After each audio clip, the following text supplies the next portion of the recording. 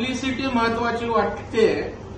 गोरगरीब महिलांना, भाऊ बहिणींना फायदा होतोय, त्यापेक्षा मीच प्रसिद्धीच्या झोतात रोज राहिलं पाहिजे म्हणून आता त्या ठिकाणी लाडकी बहीण आणि भाऊ योजना गर्दी डायव्हर्ट होण्यासाठी केल्या, अशा प्रकारचा फुटकळ आरोप हे या ठिकाणी करतायत. खरं म्हणजे या योजनेतनं मराठा समाजातील गरीब महिलांना सुद्धा त्या ठिकाणी मदत होणार आहे. मराठा समाजातली बेकार तरुण मुलांना त्या ठिकाणी प्रशिक्षण दिलं जाणार आहे आणि उपेक्षित वंचित सर्व गरीब घटकाला न्याय मिळणारी योजना आहे. पण आता तुम्ही स्वतःला एवढे मोठे समजायला लागलात की सगळं गेलं खड्ड्यात, रोज माझ्यावर फोकस झाला पाहिजे, मी करतो तेच गरीबाचं कल्याण. जरा यातना जरांगे आपण बाहेर या. दुसरं, आपण माझ्या बाबतीत बोलला, लाडांच्या बाबतीत त्या ठिकाणी बोलला की त्या मुलीचा संदर्भ देऊन तिचे अश्रू बघा. अहो जरांगे, तुम्हाला मराठा समाजाने गर्दी केली म्हणून आता पोपटपंची करताय.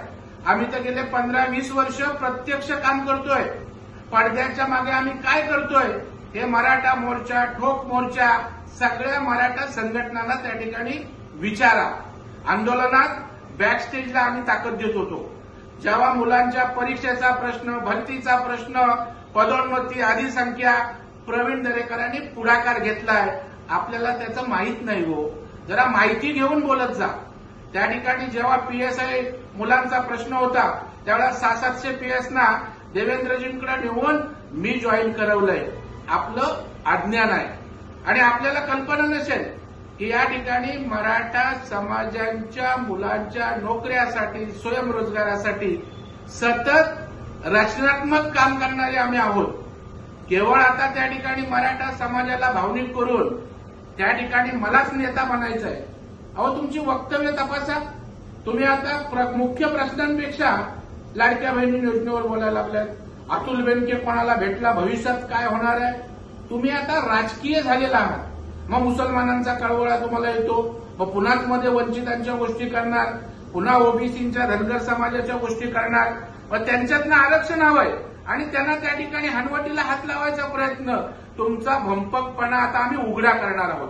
मी तर मराठा समाजाच्या विचारवंतांना एकत्रित करणार आहे आणि त्या ठिकाणी गरीब मराठा समाजाच्या कल्याणासाठी सरकारशी समन्वय साधून नेमकं काय हवंय ते द्यायचं आहे.